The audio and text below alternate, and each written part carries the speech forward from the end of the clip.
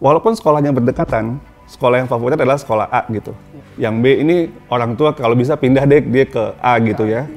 Nah, apa yang dilakukan oleh pemerintah daerah tersebut merubah SDM yang ada di sekolah B. SDM-nya apa yang pertama dirubah? Kepala sekolahnya. Ini menarik bagi saya. Jadi kita kan punya program pendidikan guru penggerak. Pendidikan guru penggerak itu bukan guru, tapi itu untuk menjadi calon kepala sekolah dan pengawas sekolah. Nah, Pemdanya ini, kepala daerahnya ini, kemudian tahu, oh kita kayaknya perlu bikin sekolah ini bagus. Dan kesempatan untuk melakukan pemerataan itu dia langsung melakukan pergantian kepala sekolah. Filsafat kita sebagai pemerintah itu adalah bagaimana kita menciptakan sebuah ekosistem, merawat ekosistem yang kemudian mereka bisa menumbuhkan potensi mereka dengan sebaik-baiknya. Jadi ibaratnya kalau kita merawat tanaman, bukan tanamannya yang diapa-apain, tapi ya disiram, kita berikan pupuk yang bagus, kita pencahayaannya yang bagus, kita merawat ekosistemnya. Biarkan si ekosistemnya itu tumbuh bergerak sendiri.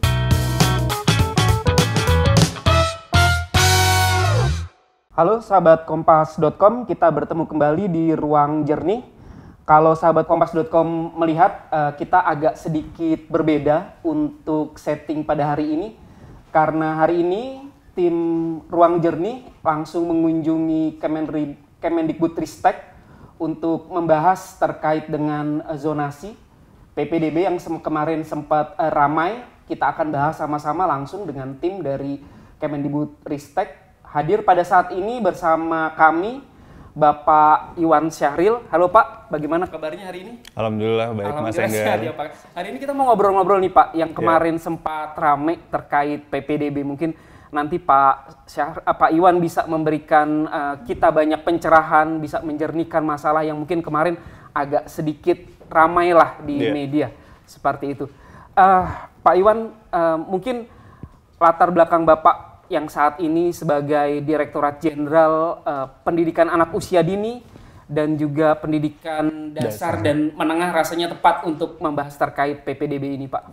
Pak, mungkin bisa dijelaskan lebih dulu Pak terkait dengan duduk soalnya nih Pak. Sebenarnya untuk tugas dan tanggung jawab untuk PPDB termasuk juga nanti ada jalur prestasi, jalur donasi itu kewenangannya itu ada di mana sih Pak sebenarnya Pak? Makasih Mas Enggar. Ini saya mungkin membahas secara ini dulu ya, secara tujuan besar PPDB dan nanti menjawab pertanyaan Mas Enggar. Jadi kebijakan kita untuk penerimaan peserta didik baru atau PPDB ini merupakan sebuah upaya bersama. Jadi ini perlu ditekankan, ini upaya bersama antara pemerintah pusat, pemerintah daerah, dan seluruh pemangku kepentingan untuk mewujudkan pemerataan akses untuk seluruh peserta didik agar dapat pelayanan pendidikan yang berkualitas. Jadi ini merupakan sebuah visi besarnya dan ada 3 kata kunci di sini. Pertama tentunya pemerataan. Bagaimana kita berupaya untuk bisa memeratakan pendidikan yang berkualitas buat semua anak-anak Indonesia. Yang kedua adalah lebih berkeadilan. Ini juga kata kunci di sini karena terutama untuk melindungi keluarga dari kelompok ekonomi yang tidak mampu dan peserta disabilitas. Dan yang ketiga, bagaimana juga kita menciptakan sebuah visi ekosistem. Jadi mendekatkan sekolah dengan masyarakat di mana sekolah itu berada. Jadi bukan kemudian mengasingkan sekolah dari masyarakat tempat dia berada. Nah, ini adalah pemerataan. Lalu juga keadilan dan juga ekosistem itu merupakan sebuah visi bersama untuk kita wujudkan melalui PPDB ini. Dan tentunya ini bukan dengan kebijakan PPDB semuanya langsung ada, tapi ini merupakan sebuah visi yang harus kita perjuangkan bersama-sama. Jadi ini memang harus kerja barengan gitu di antara semua pemangku kepentingan. Nah tadi Mas Enggar menyatakan tentang bagaimana sih dengan hubungan antara pemerintah pusat dan pemerintah daerah. Tentunya kami di pemerintah pusat itu menerapkan norma kebijakan standar yang berlaku secara umum dan kemudian untuk lebih petunjuk teknis pelaksanaan itu disesuaikan dengan kondisi masing-masing di daerah. Kita memberikan fleksibilitas. Kenapa demikian? Karena Indonesia sangat beragam. Apa kondisi yang ada di kota-kota besar itu berbeda dengan pedesaan. Daerah yang di Indonesia yang mungkin pemdanya itu mungkin mungkin daratan semua dengan yang ada berbagai pulau gitu berbeda. Melihat bagaimana mereka melakukan kebijakan PPDB. Nah, kita juga menerima berbagai macam masukan dan terus melakukan penyempurnaan Mas Enggar untuk PPDB. Kita tahu Ini kebijakan yang dimulai sejak tahun 2017. Jadi ini sejak eranya sebelum Mas Menteri, waktu masih Pak Menteri Muhadjir Effendi. Dan visi ini kita rasa harus kita jaga terus karena memang ini bertujuan untuk melakukan sebuah pemerataan yang lebih berkeadilan dan menciptakan ekosistem tadi itu. Nah, di awalnya itu Mas Enggar, itu cuma 3 loh kategorinya, 3 jalur. Jadi satu tuh zonasi. Zonasi berdasarkan wilayah ya. Wilayah. Gitu. Kedua itu prestasi. Ya. Dan yang ketiga jalur perpindahan tugas orang tua. Ya. Nah, sekarang tuh 4 jalur. Ya. Jadi ada zonasi, ada afirmasi, ya, kemudian prestasi, dan kemudian perpindahan orang tua. Nah, zonasi yang di masa awal itu minimal 90%. 90%. Karena visinya memang mendekatkan sekolah dengan masyarakat tempat dia berada waktu itu. Prestasi maksimal 5%, jalur perpindahan itu 5%.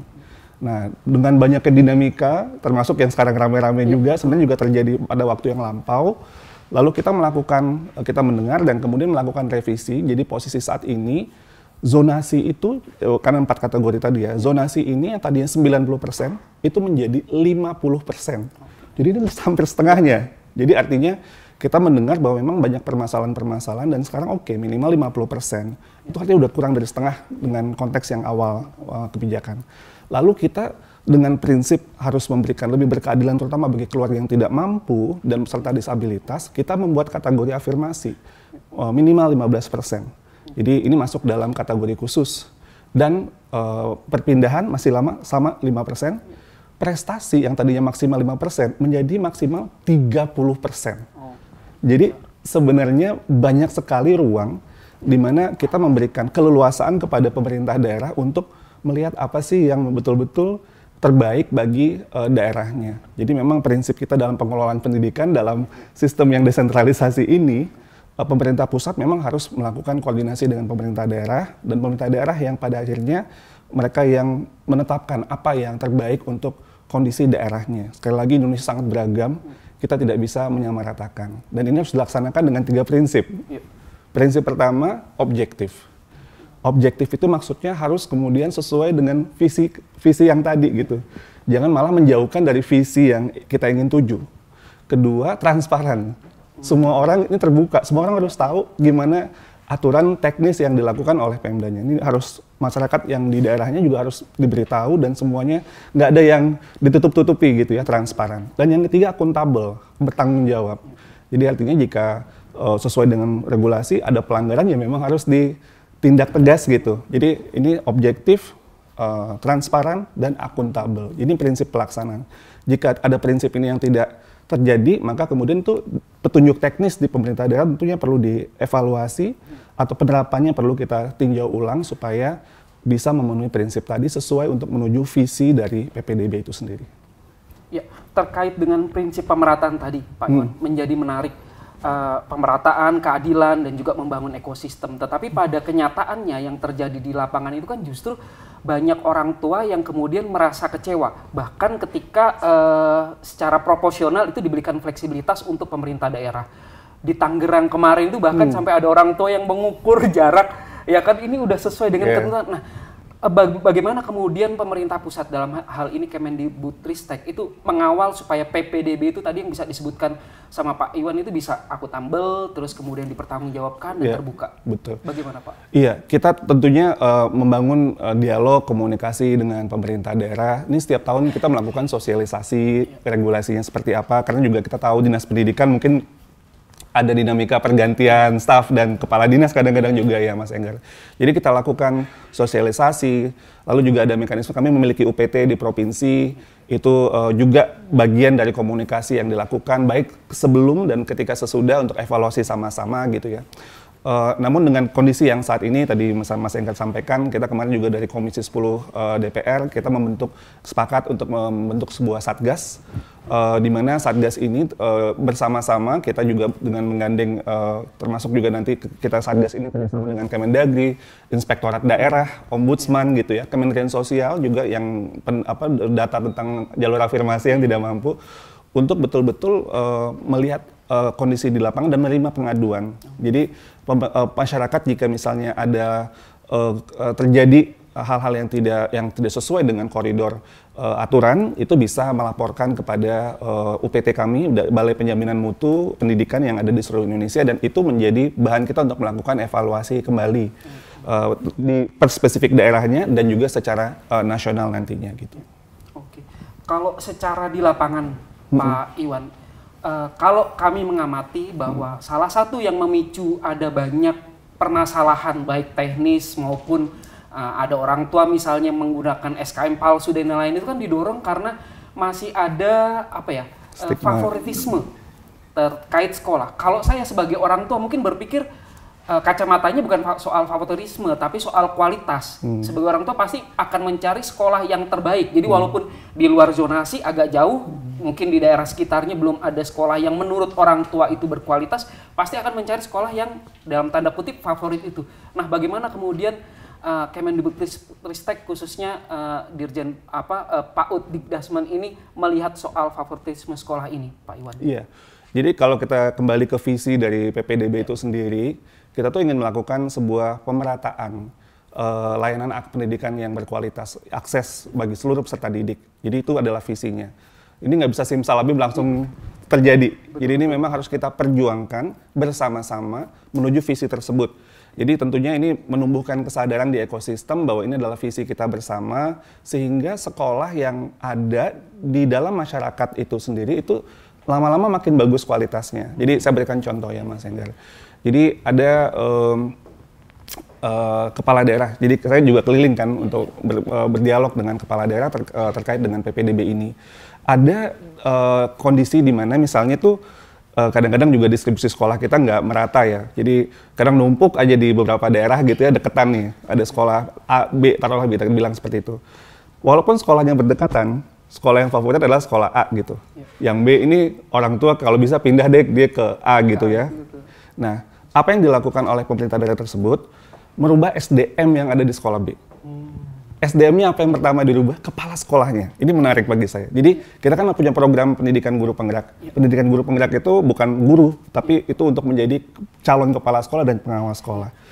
Nah, Pemdanya ini, kepala daerahnya ini, kemudian tahu, oh kita kayaknya perlu bikin sekolah ini bagus. Dan kesempatan untuk melakukan pemerataan itu dia langsung melakukan pergantian kepala sekolah. Jadi yang lulusan dari pendidikan guru penggerak ini ditempatkan untuk menjadi kepala sekolah di situ. Dalam waktu 1 tahun pindah Mas Enggar. Jadi karena si kepala sekolah yang baru ini di sekolah B ini melakukan berbagai macam inovasi-inovasi yang kemudian membuat menarik justru masyarakat yang di sekitarnya. Jadi akhirnya ini jadi kompetisi sehat gitu loh.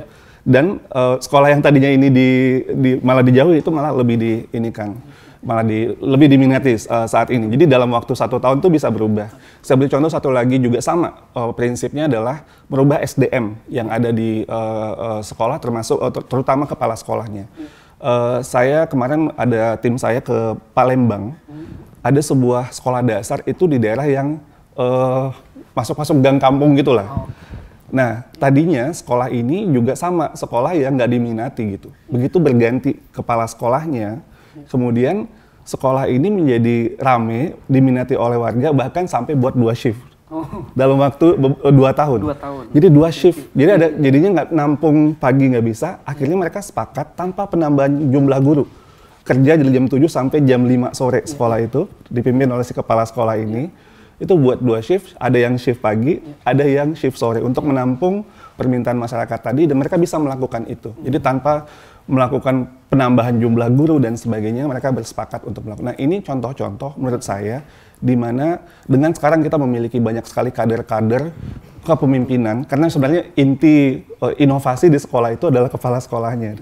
Jadi kalau kepala sekolahnya itu bagus, apalagi didukung pengawas sekolah juga bagus, itu akan berubah si ekosistem sekolahnya itu tadi, sehingga mungkin muncul berbagai macam inovasi yang tadinya yang sekolah favorit kadang biasa-biasa aja gitu, karena dia udah stigma favorit dari dulu ya. Tapi ternyata SDM kepala sekolahnya mungkin kurang inovatif. Nah, ini bisa dilakukan oleh pemerintah daerah. Tentunya yang juga bisa dilakukan adalah distribusi guru gitu ya.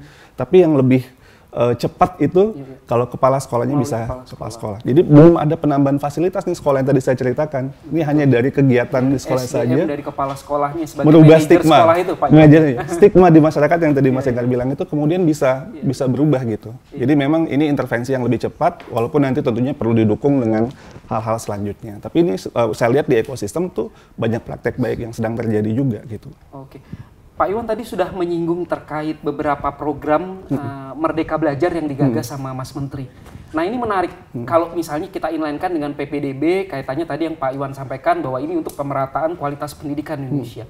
Sejauh yang kami ketahui kan itu ada rapor pendidikan yang bisa memetakan kemudian menilai sekolah. Terus tadi Pak Iwan udah singgung untuk terkait dengan guru penggerak dan sekolah penggerak. Nah, bagaimana kemudian program dari Merdeka Belajar ini kemudian bisa terintegrasi termasuk mengatasi dalam masalah PPDB ini ke depan supaya nanti tidak terulang, Pak Iwan? Iya, terima kasih Mas Enggar. Ini pertanyaan yang sangat relevan sekali dan saya senang Mas Enggar meng-highlight tentang rapor pendidikannya. Nah, rapor pendidikan ini adalah sebuah upaya kita untuk membantu pemerintah daerah dan juga ekosistem dalam melihat sekolah mana yang membutuhkan bantuan, terutama untuk kompetensi fondasi, karena untuk SDM kita masa depan, SDM kita harus memiliki kompetensi fondasi yang solid, yaitu kemampuan untuk bisa terus belajar. Itu literasi, numerasi, dan juga karakter.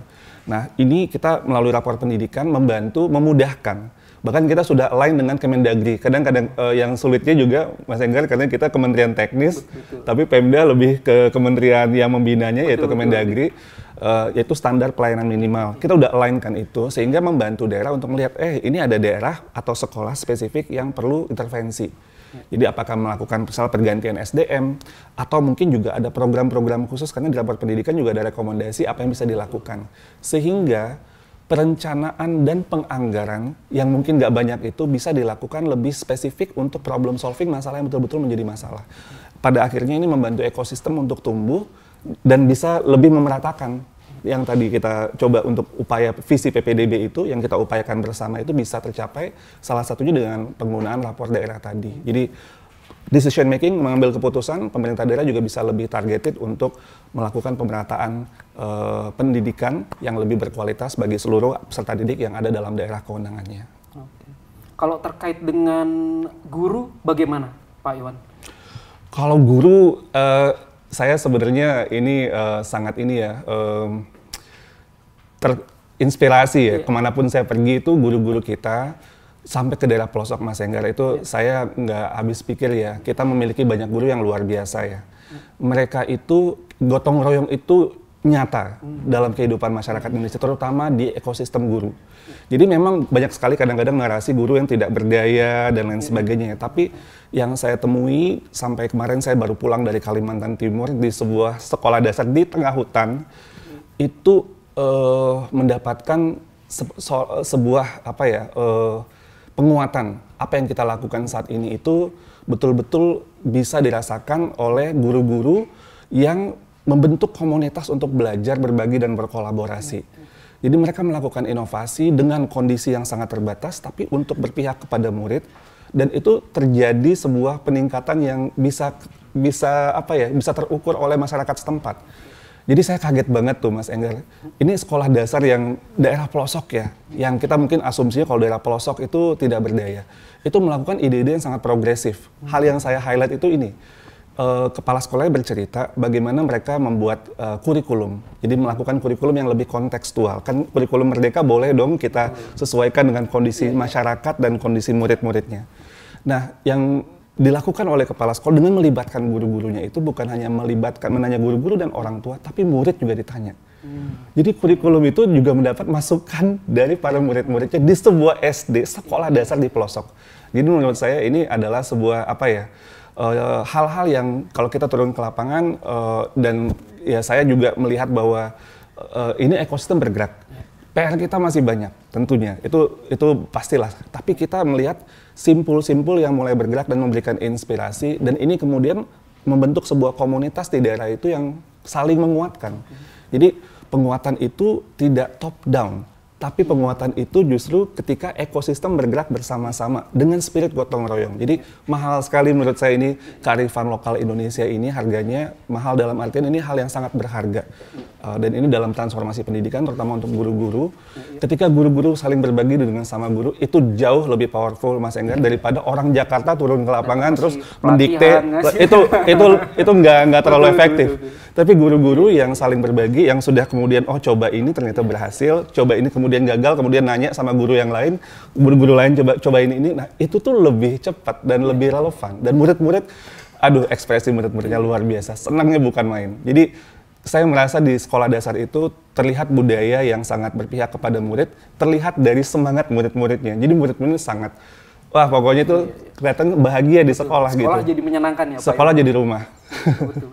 Nah, Pak Iwan tadi sudah menyinggung soal bagaimana kemudian pendekatannya tidak lagi top down, ya kan orang dari Kemendikbud memberikan pelatihan dan lain-lain, ya kan, tetapi ternyata simpul-simpul atau akar rumput ini ternyata sudah bergerak, kemudian bergotong royong untuk mengakselerasi pertumbuhan atau peningkatan kualitas pendidikan di Indonesia.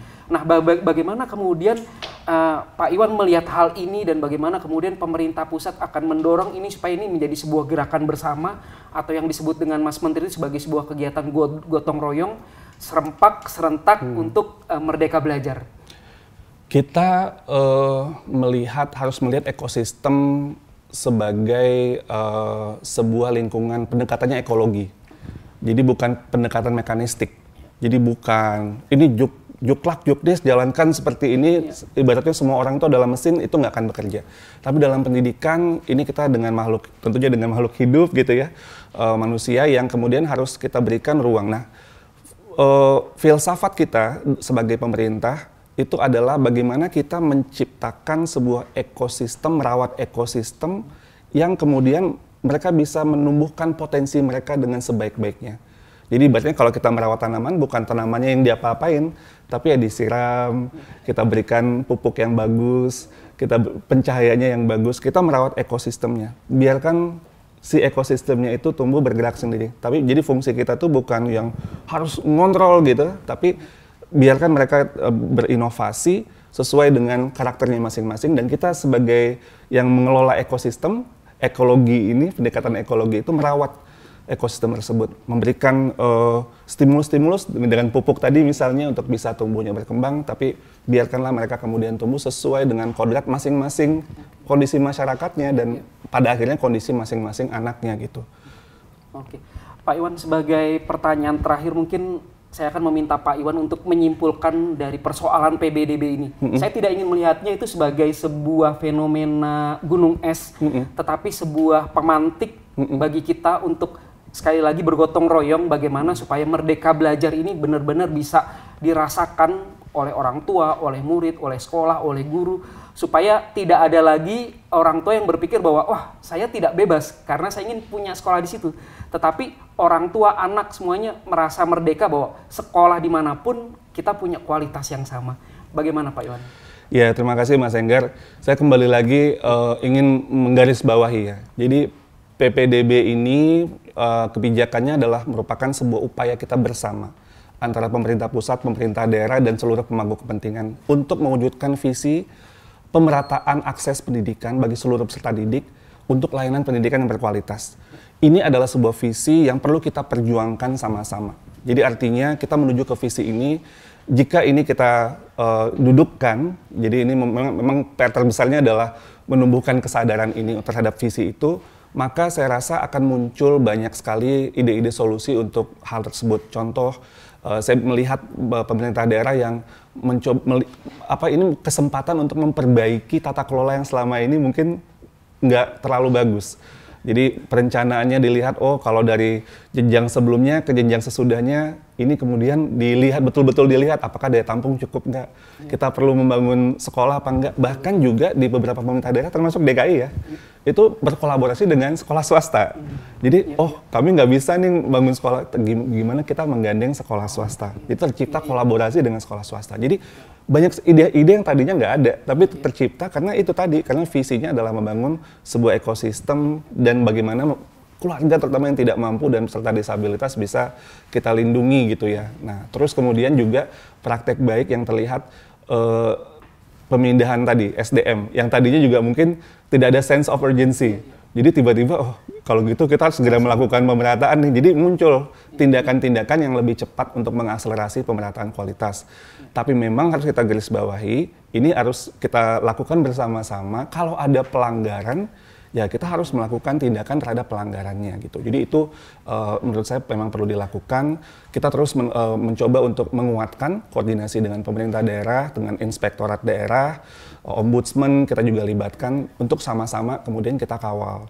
Karena visi ini menurut saya adalah ini visi yang sangat sesuai dengan tujuan pendidikan nasional kita. Semoga dengan kita ini jadi pemantik yang kemarin diskusi yang sangat hangat di mana-mana itu bukan kemudian menjauhkan kita dari visinya, tapi pemantik kita bagaimana memperbaiki mekanisme supaya mendekatkan kita kepada visi untuk PPDB tadi, pemerataan, berkeadilan, dan mendekatkan sekolah dengan masyarakat di mana sekolah itu berada. Oke, baik. Terima kasih untuk waktunya Pak Iwan Syahrir, Direktur Pendidikan Anak Usia Dini, Pendidikan Dasar dan Menengah. Saya rasa obrolan kita pada pagi hari ini sangat luar biasa. Mudah-mudahan itu bisa mencerahkan untuk audiens Kompas.com. Pak Iwan, sekali lagi terima kasih untuk kesempatannya. Pemirsa Kompas.com, terima kasih untuk kebersamaannya pada hari ini. Rasanya ada banyak hal yang kita intisarikan dari pembicaraan dengan Pak Iwan Syahrir, Direktur Jenderal Pendidikan Anak Usia Dini, Pendidikan Dasar dan Menengah terkait dengan keramaian zonasi, PPDB zonasi kemarin. Rasanya kita akan masih banyak PR ke depan terkait dengan PPDB ini, tetapi seperti yang tadi disampaikan Pak Iwan Syahrir, rasanya kita akan bersama-sama untuk berjalan bersama, bergerak serempak untuk mewujudkan Merdeka Belajar. Tetap terus jernihkan harapan untuk pendidikan Indonesia yang lebih baik. Sampai jumpa.